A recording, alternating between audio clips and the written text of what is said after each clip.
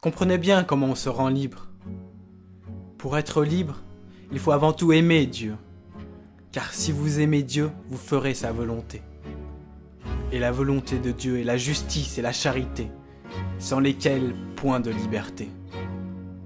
Lorsque par violence ou par ruse, on prend ce qui est à autrui, lorsqu'on l'attaque dans sa personne, lorsqu'en chose licite, on l'empêche d'agir comme il veut, ou qu'on le force d'agir comme il ne veut pas, lorsqu'on viole son droit d'une manière quelconque, qu'est-ce que cela ?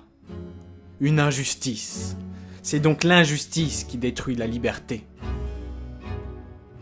Si chacun n'aimait que soi et ne songeait qu'à soi, sans venir au secours des autres, le pauvre sera obligé souvent de dérober ce qui est à autrui, pour vivre et faire vivre les siens.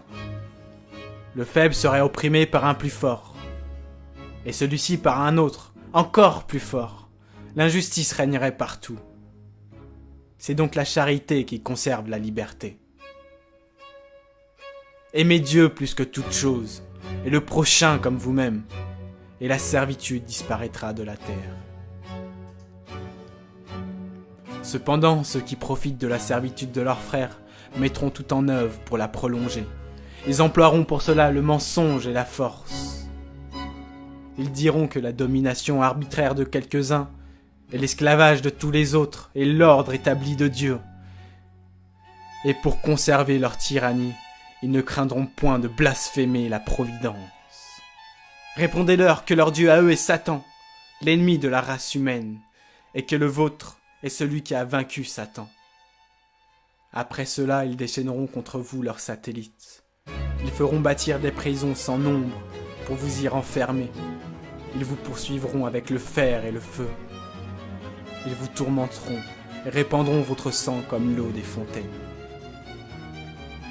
Si donc vous n'êtes pas résolu à combattre sans relâche, à tout supporter sans fléchir, à ne jamais vous lasser, à ne céder jamais, gardez vos fers et renoncez à une liberté dont vous n'êtes pas digne.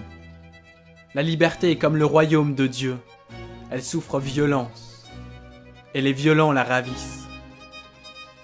Et la violence qui vous mettra en possession de la liberté n'est pas la violence féroce des voleurs et des brigands, l'injustice, la vengeance, la cruauté, mais une volonté forte, inflexible, un courage calme et généreux. La cause la plus sainte se change en une cause impie, exécrable quand on emploie le crime pour la soutenir.